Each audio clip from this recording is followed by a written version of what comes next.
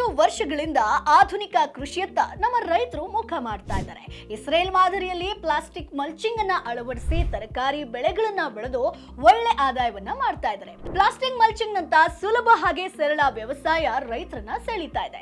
ಸಮಯ ಆಗಿರ್ಬೋದು, ಹಣ ಉಳಿತಾಯ ಆಗೋದ್ರ ಜೊತೆಗೆ ಕಡಿಮೆ ಕೂಲಿಯಲ್ಲಿ ಹೆಚ್ಚಿನ ಬೆಳೆ ಬೆಳೆದು ಒಳ್ಳೆ ಲಾಭವನ್ನ ಮಾಡ್ತಾ ಇದ್ದಾರೆ. ಸೊ ಈ ಒಂದು ಮಲ್ಚಿಂಗ್ ವಿಧಾನದಲ್ಲಿ ನೀವು ಮಾಡ್ತೀರಿ ಅಂತಂದ್ರೆ ಸಸಿ ನಾಟಿಗೂ ಮೊದಲು ಟ್ರಾಕ್ಟರ್ ನಿಂದ ಏರು ಸಾಲನ್ನ ಮಾಡಿ ಗೊಬ್ಬರ ಪೋಷಕಾಂಶವನ್ನ ಹಾಕಿ ಹನಿ ನೀರಾವರಿಯನ್ನ ಅಳವಡಿಸಿ ಮಲ್ಚಿಂಗ್ ಪೇಪರ್ ಅನ್ನ ಹಾಕಬೇಕಾಗತ್ತೆ. ಎರಡೂ ಬದಿಗೆ ಮಣ್ಣನ್ನ ಹಾಕಿ ಮಲ್ಚಿಂಗ್ ಪೇಪರ್ಗೆ ಅಂತರದಲ್ಲಿ ರಂಧ್ರವನ್ನ ನೀವು ಮಾಡ್ತಾ ಹೋಗ್ಬೇಕು. ಇಲ್ಲಿ ಬೀಜ ಸಸಿಗಳನ್ನ ನೆಡೋದಕ್ಕೆ ಮಲ್ಚಿಂಗ್ ಮಾಡೋದ್ರಿಂದ ನೀರು ವೇಸ್ಟ್ ಆಗೋದಿಲ್ಲ, ತೇವಾಂಶ ಇರುತ್ತೆ, ಸಸಿಗಳಿಗೆಲ್ಲ ಈಕ್ವಲ್ ಆಗಿ ನೀರು ಹಾಗೆ ಗೊಬ್ಬರ ಸಿಗುತ್ತೆ. ಇದರಿಂದ ಬೆಳವಣಿಗೆ ಕೂಡ ಸಮನಾಗಿ ಬೆಳೆಯುತ್ತೆ. ಅಷ್ಟೇ ಅಲ್ಲ, ಕಳೆ ಕೂಡ ಬರೋದಿಲ್ಲ. ನೀಡಿದಂತ ಗೊಬ್ಬರ ಎಲ್ಲ ಡೈರೆಕ್ಟ್ ಆಗಿ ಸಸಿಗೆ ಸಿಗುತ್ತೆ. ಸೊ ಬೆಳೆಗೆ ಬೇಕಾದಂತ ಪೋಷಕಾಂಶಗಳನ್ನ ಇಲ್ಲಿ ನೀವು ಹನಿ ನೀರಾವರಿಯ ವೆಂಚುರಿ ಮೂಲಕ ಒದಗಿಸ್ತಾ ಬರಬಹುದು. ಈ ಪದ್ಧತಿಯಲ್ಲಿ ನೀವು ಕೃಷಿ ಮಾಡೋದ್ರಿಂದ ಬೆಳೆಯ ಉತ್ಪಾದನೆ ಕೂಡ ಹೆಚ್ಚಾಗ್ತಾ ಬರುತ್ತೆ.